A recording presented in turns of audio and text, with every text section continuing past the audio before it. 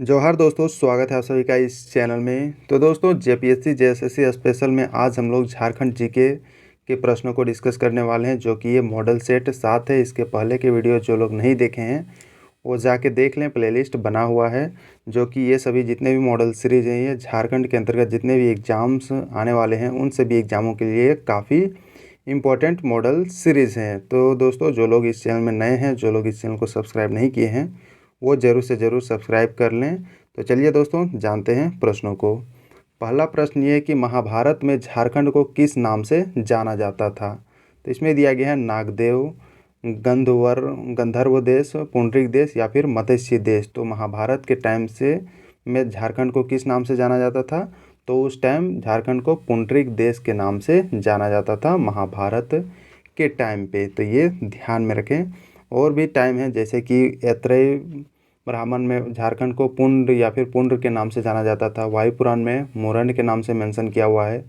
विष्णु पुराण में मुंड के नाम से मेंशन किया हुआ है। भागवत पुराण में कीकट प्रदेश के नाम से जाना जाता है। और समुद्रगुप्त में दोस्तों, समुद्रगुप्त का जो लेख है उसमें मुरंड देश के नाम से जाना जाता है झारखंड को। और महाभारत में पुंडरीक या फिर पशुभूमि के नाम से जाना जाता है।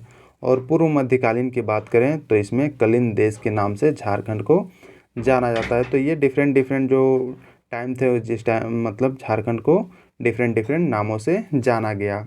अब नेक्स्ट जानते हैं, जो अगला प्रश्न है, जनसंख्या की दृष्टि से झारखंड में सबसे बड़ी जनजाति कौन सी है। तो इसमें दिया गया हो, मुंडा, संथाल या फिर ओराव। तो जनसंख्या की दृष्टि से अगर देखा जाए तो हमारे झारखंड में सबसे बड़ी जनजाति जो है ये संथाल जनजाति है। तो ये ध्यान में रखें।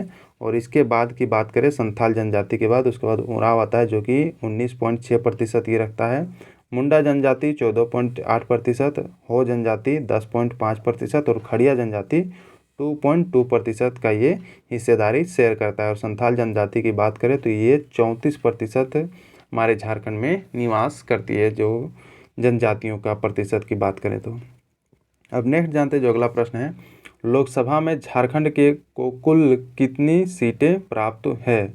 लोकसभा की बात करें तो हमारे झारखंड को टोटल 14 सीटें जो है दोस्तों झारखंड को प्राप्त है। मतलब यहाँ से 14 जो कैंडिडेट है वो चुन के जाते हैं लोकसभा में। और राज्यसभा की बात करें तो वहाँ पर 6 कैंडिडेट झारखंड से चुन के जाते हैं, तो उसे भी ध्यान में रखें। और विधानसभा की बात करें तो टोटल 82 कैंडिडेट्स जो है दोस्तों चुने जाते हैं।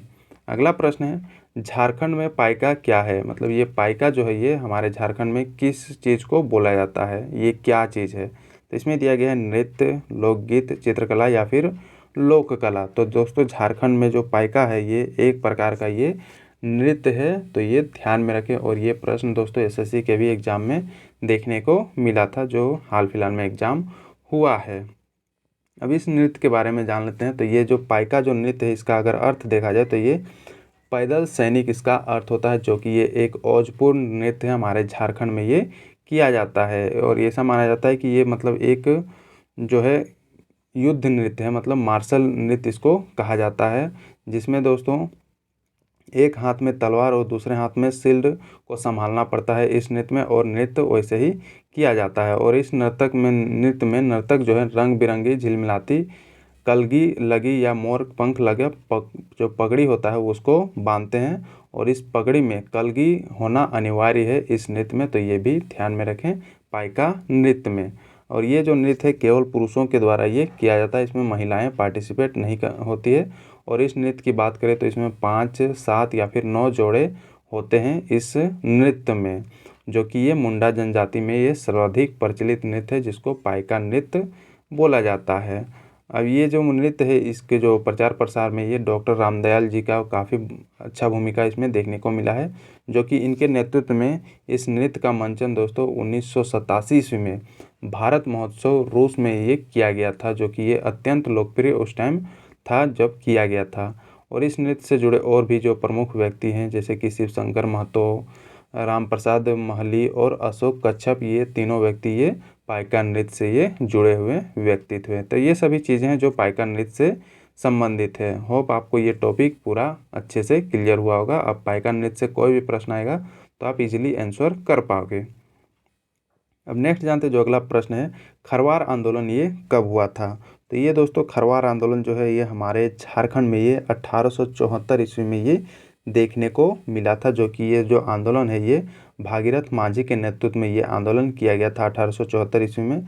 और भागीरथ मांझी को बाबा के नाम से भी इनको जाना जाता है, जो कि ये अंग्रेजों के खिलाफ ये अहिंसात्मक संघर्ष ये कहा जाता है खरवार आंदोलन। मतलब इसमें कोई हिंसक लड़ाई झगड़ा इसमें नहीं किया गया था, शांतिपूर्वक ढंग से ये आंदोलन चल रहा था, जिसको खरवार आंदोलन कहते हैं। अब नेक्स्ट जानते जो अगला प्रश्न है, संथाल आंदोलन के नेतृत्व किसने किया था? मतलब जो संथाल आंदोलन था उसका नेतृत्व किनके द्वारा प्रदान किया गया था? इसमें दिया गया है सिंधु कान्हू, चांद भैरव, या फिर उपरोक्त में से दोनों, या फिर इनमें से कोई नहीं।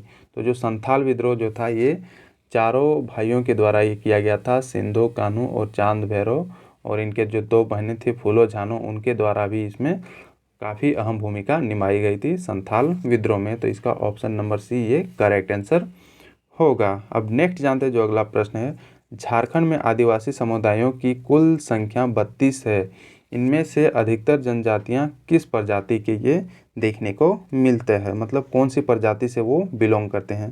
तो ये दोस्तों अधिकतर ये प्रोटो ऑस्ट्रेलॉइड प्रजाति समूह से ये बिलोंग करते हैं, जितने भी हमारे झारखंड में आदिवासी समुदाय के लोग जो देखने को मिले हैं।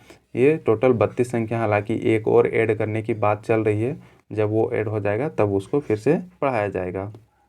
अब नेक्स्ट जानते हैं, निम्न में से कौन सा सही मेल नहीं है? इनमें से कौन सा जो है वो सही मेल नहीं है? तो चलिए जानते हैं। महुआडांड़ अभ्यारण्य जो कि ये लातेहार में स्थित है, ये तो सही है। तोपचांची अभ्यारण्य ये तो धनबाद में स्थित है, ये भी सही है। उधवा पक्षी विहार ये कोडरमा में ये गलत है। और लावलंग अभ्यारण्य ये चतरा में ये स्थित है। मतलब ऑप्शन नंबर सी इसका गलत आंसर है। अब उधवा पक्षी विहार कहाँ पर स्थित है? तो ये दोस्तों ये साहेबगंज में ये स्थित है, उधवा पक्षी विहार। अगला प्रश्न है, झारखंड के निवासी ललित मोहन राय का नाम किस क्षेत्र से ये जुड़ा हुआ? मतलब ये जो ललित मोहन रॉय जी हैं ये किस क्षेत्र से ये जुड़े हुए व्यक्ति हैं? इसमें दिया गया संगीत, खेलकूद, चित्रकारी या फिर अभिनय। तो ये जो ललित मोहन राय जी हैं ये जो जुड़े हुए हैं ये चित्रकारी के क्षेत्र में ये जुड़े हुए हैं। और इनके द्वारा दोस्तों मेनली देखा गया है कि आदिवासी जनजीवन को प्रदर्शित करते हैं ये अपनी चित्रकला में। और इनको 1989 ईस्वी में कलाश्री सम्मान से भी इनको सम्मानित किया गया है, जो कि ये दुमका के ये निवासी हैं। तो ये ध्यान में रखें, जो कि ये अंतर्राष्ट्रीय ख्याति प्राप्त ये चित्रकार हैं, जिनका नाम है ललित मोहन रॉय। अगला प्रश्न है, झारखंड की कितने प्रतिशत आबादी कृषि कार्य में लगी हुई है? तो इसमें दिया गया है 76.63%, 86.26%, 19.80%, और डी में दिया गया 92.42%। तो झारखंड का कितनी प्रतिशत आबादी जो है वो कृषि कार्य में ये लगा हुआ है? तो ये लगभग दोस्तों 86.26% की आबादी जो है हमारे झारखंड का ये कृषि कार्यों में ये बिलोंग करती है। मतलब मेन इन लोग का पैसा जो है वो कृषि से ही है, खाना पीना और उसी से कमाना, ये सभी पैसा जो है, जो कि 86.26% पे ये रहता है। अगला जानते हैं, अगला जो प्रश्न है, झारखंड का राज्य के फूल कौन सा है? तो इसमें दिया गया गुलाब, कमल या फिर पलाश या फिर गेंदा। तो दोस्तों ये सभी को आना चाहिए। ये पलाश का जो फूल है ये हमारे झारखंड का राजकीय फूल है, तो ये ध्यान में रखें। और जितने भी राजकीय चिन्ह हैं, जैसे कि राज्य के पशु हाथी, राज्य के पक्षी कोयल, और जितने भी चिन्ह हैं उन सभी को भी आप ध्यान में रखें, क्योंकि यहाँ से आपको दोस्तों जितने भी अभी हाल फिलहाल में जो एग्ज़ाम हुए हैं, लैब असिस्टेंट पीजीटी हो गया, जूनियर इंजीनियरिंग का एग्ज़ाम हो गया, उन सभी एग्ज़ामों में यहाँ से प्रश्न देखने को मिला है। या तो इसका साइंटिफिक नेम पूछा जाता है या फिर डायरेक्ट ये पूछा जाता है, राज्य के फूल, राज्य के पक्षी, राज्य के पशु, ये सभी चीज़ें पूछा जाता है। तो ये ध्यान में रखें और इसका साइंटिफिक नेम भी ध्यान में रखें। पलाश का साइंटिफिक नेम की बात करें तो इसका साइंटिफिक नेम होता है सोरिया रोबस्टा, इसका साइंटिफिक नेम होता है। और एलिफेंट का बात करें तो ये एलिफस मैक्सिमस इंडिकस, इसका साइंटिफिक नेम होता है। ये सभी चीज़ें जो कि आपको जानना काफ़ी ज़रूरी है। हालांकि मैंने जितने भी एनालिसिस किए हुए हैं, जो ये टॉपिक अगर आया हुआ था तो उसमें मैंने सारी चीज़ें ये बताया हुआ है। अगला जानते हैं, संथाल विद्रोह कब हुआ था? ये प्रश्न पूछा जा रहा है।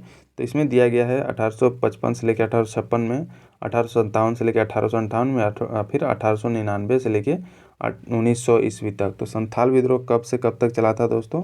ये चला था 1855 से लेकर 1856 ईस्वी तक ये विद्रोह चला था। तो ये ध्यान में रखें। अगला जानते हैं, निम्नांकित में से कौन मुंडा विद्रोह के नेता था, मतलब कौन जो है मुंडा विद्रोह का नेतृत्व प्रदान कर रहे थे। इसमें दिया गया सिद्धू कान्हू, जतरा भगत, बिरसा मुंडा या फिर तिरोत सिंह। तो जो दोस्तों मुंडा विद्रोह जो हुआ था ये बिरसा मुंडा के नेतृत्व में ये लड़ा गया था अंग्रेजों के खिलाफ। नेक्स्ट जानते जो अगला प्रश्न है, इनमें से कौन सी जनजाति झारखंड के अलावा और कहीं नहीं पाई जाती है। तो इनमें से कौन सी जनजाति है जो कि केवल और केवल झारखंड में पाई जाती है और कोई भी स्टेट में नहीं पाई जाती है। तो दोस्तों जो बिरहोर जनजाति है वो केवल और केवल झारखंड में ही पाई जाती है, हमारे झारखंड राज्य में। बाकी ये मुंडा, उरांव, संथाल जो उड़ीसा में भी पाई जाती है, बिहार वगैरह में, छत्तीसगढ़ वगैरह में भी ये देखने को मिलते हैं। अगला प्रश्न है, देवघर में शिव मंदिर का निर्माण किसने करवाया था। इसमें दिया गया है पूरनमल, चंद्रगुप्त सेकंड, धर्मपाल या फिर लक्ष्मण सेन। तो दोस्तों जो देवघर में शिव मंदिर का जो निर्माण है ये देखा जाए तो ये राजा पूरनमल के द्वारा ये करवाया गया था, देवघर में जो शिव मंदिर जो है उसका निर्माण। नेक्स्ट जानते जो अगला प्रश्न है, दुमका का हिजला मेला किस नदी के किनारे ये लगता है। तो ये दोस्तों जो दुमका में जो हिजला मेला लगता है प्रत्येक साल ये मयूराक्षी नदी के किनारे ये लगता है, तो ये ध्यान में रखें, दुमका का हिजला मेला ये मयूराक्षी नदी के किनारे ये लगता है। अगला प्रश्न है, झारखंड में अभ्रक का सबसे अधिक उत्पादन होता है, स्थानीय भाषा में उसे क्या कहा जाता है। तो दोस्तों झारखंड में जो अभ्रक का सबसे ज़्यादा उत्पादन होता है उसको स्थानीय भाषा में और रूबी के नाम से ये जाना जाता है, जो कि ये कोडरमा क्षेत्र में सबसे ज़्यादा देखने को मिलता है अभ्रक का जो उत्पादन होता है। अब नेक्स्ट जानते हैं, झारखंड का सबसे ठंडा स्थान कौन सा है। नेतरहाट, पारसनाथ, मसांजोर या फिर रांची। तो दोस्तों नेतरहाट जो है हमारे झारखंड का सबसे ठंडा स्थान है और ये सबसे ऊंचा स्थान भी ये माना जाता है। That means option number A ये करेक्ट आंसर है। अब अगला प्रश्न जानते हैं, दामोदर घाटी परियोजना में कुल कितने बांध का निर्माण किया गया है। तो दोस्तों ये देखा जाए तो दामोदर घाटी परियोजना में टोटल 8 बांधों का निर्माण किया गया है, तो ये करेक्ट आंसर है। अगला प्रश्न है, चांडिल डैम किस नदी पर ये स्थित है। ऑप्शन दिया गया है सोन नदी, कोयल नदी, दामोदर या फिर स्वर्णरेखा खरकई नदी। तो दोस्तों जो चांडिल डैम है ये स्वर्णरेखा खरकई नदी पर स्थित एक डैम जो कि ये बनाया गया है। अगला प्रश्न है, झारखंड के किस जिले में सर्वाधिक 1% देखने को मिलता है। इसमें दिया गया चतरा, पलामू, हजारीबाग या फिर रांची। यहाँ पर 1% की बात हो रही है, तो दोस्तों ये चतरा जिले में ये सबसे ज़्यादा 1% देखने को मिलता है हमारे झारखंड राज्य में। अगला प्रश्न है, झारखंड राज्य में कहाँ साइंस सिटी की स्थापना की जा रही है। तो दोस्तों ये जो साइंस सिटी है रांची में ये बना हुआ है झारखंड राज्य में। हालांकि साइंस सिटी से रिलेटेड और भी प्रश्न हाल ही के एग्जाम में देखने को मिला है कि ये रांची के कहाँ पर स्थित है, और शायद ये भी पूछा गया था कि साइंस सिटी कहाँ पर बना है और ये कब बनाया गया था, ये भी प्रश्न देखने को मिला है। हालांकि मैंने एनालिसिस किया हुआ था तो मुझे ये प्रश्न याद है। अगला प्रश्न है, झारखंड में मुख्यमंत्री कन्यादान योजना किस वर्ष ये प्रारंभ की गई थी। तो ये देखा जाए तो झारखंड में मुख्यमंत्री कन्यादान योजना ये प्रारंभ किया गया था 2004 को ये प्रारंभ किया गया था। अगला प्रश्न है, मुख्यमंत्री कन्यादान योजना झारखंड के किस जिले में ये आरंभ की गई थी। तो ये देखा जाए तो दोस्तों ये सरायकेला जिले से ये आरंभ किया गया था मुख्यमंत्री कन्यादान योजना, जो कि ये 2004 ईस्वी में ये शुरू किया गया था हमारे झारखंड में। अगला प्रश्न है, झारखंड में किस स्थान पर औद्योगिक विकास केंद्र की स्थापना की गई है। इसमें दिया गया है रांची धनबाद, बरही हजारीबाग, नामकुम रांची या फिर तुपुदाना रांची। तो कहाँ पर औद्योगिक विकास केंद्र की स्थापना हमारे झारखंड में की गई है, ये की गई है बरही हजारीबाग में ये किया गया है। अगला प्रश्न है, झारखंड सरकार को सर्वाधिक आय किस क्षेत्र से ये प्राप्त होता है। इसमें दिया गया वाणिज्य कर, केंद्र कर या फिर खनन या वन कर या फिर परिवहन कर। तो दोस्तों ये हाल ही के रिपोर्ट के अनुसार अगर देखा जाए तो झारखंड राज्य सरकार को सबसे ज़्यादा जो टैक्स की प्राप्त होती है ये केंद्र से जो प्रदान किया जाता है वही ये प्राप्त होता है।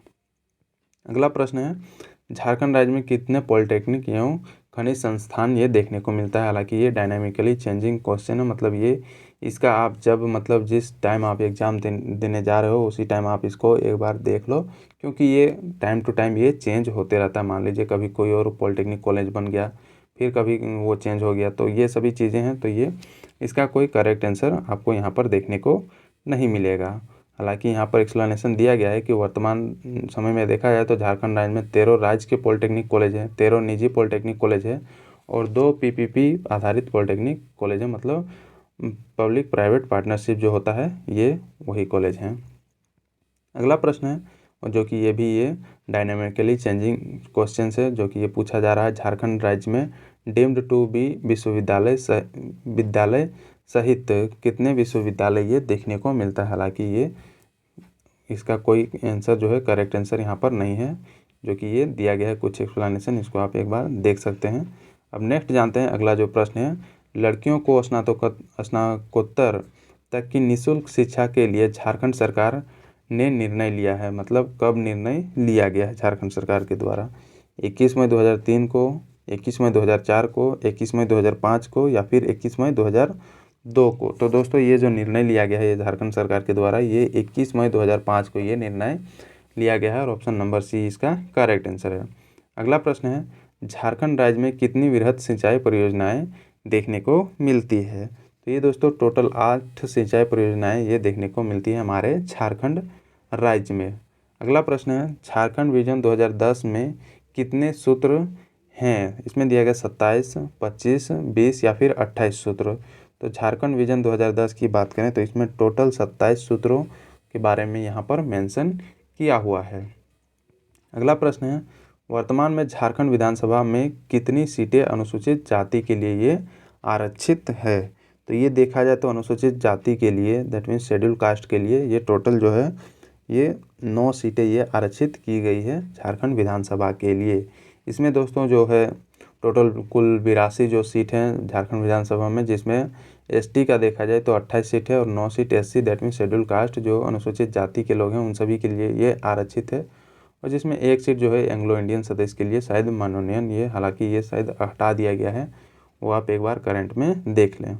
अगला प्रश्न है, झारखंड की अर्थव्यवस्था का मुख्य आधार क्या है, कृषि, उद्योग, वन या फिर खनन। तो दोस्तों झारखंड की जो मुख्य अर्थव्यवस्था का आधार अगर देखा जाए तो ये कृषि पर ये डिपेंडेंट है, जितने भी यहाँ के जो मैक्सिमम जो लोग हैं वो कृषि पे ये आश्रित है, तो ये ध्यान में रखें। अगला प्रश्न है, वर्तमान में झारखंड राज्य में निर्धनता उन्मूलन एवं रोजगार सृजन से संबंधित कितनी योजनाएं चल रही है। हालांकि ये भी डायनामिकली चेंजिंग ये इन्फॉर्मेशन है, इसको भी आप इग्नोर कर सकते हैं इस क्वेश्चन को। हालांकि ये देखा जाए तो ये option number B, that means 12, ये हालांकि ये चेंज हो चुके होंगे, तो ये ध्यान में रखें। अगला प्रश्न है, झारखंड की नई औद्योगिक नीति कब अधिसूचित की गई थी। तो इसमें दिया गया 1 मार्च 2001 को, 1 अगस्त 2001 को, 1 फरवरी 2001 को या फिर 1 अप्रैल 2002 को। तो दोस्तों झारखंड में जो नई औद्योगिक नीति जो है ये किया गया था 1 मार्च 2001 को ये अधिसूचित किया गया था। जो न्यू इंडस्ट्रियल पॉलिसी है ये 2001 को 1 मार्च को ये लाया गया था। अगला प्रश्न है, झारखंड राज्य के गठन के बाद 4 नए जिले बनाए गए हैं और ये कौन कौन से जिले हैं वो पूछा जा रहा है। तो ये दिया गया है दोस्तों, राजमहल, लातेहार, घाटशिला, चक्रधरपुर, मधुपुर, सिमडेगा, बरही, सरायकेला खरसवा। सी में दिया गया ढालभूम, रामगढ़, खूंटी या फिर नगर उटारी, और डी में दिया गया लातेहार, सिमडेगा, जामताड़ा, सरायकेला खरसवा। तो जो नए ज़िले जो बनाए गए हैं ये लातेहार, सिमडेगा, जामताड़ा, सरायकेला खरसवा, ये चारों जो है नए बाद में बने हैं।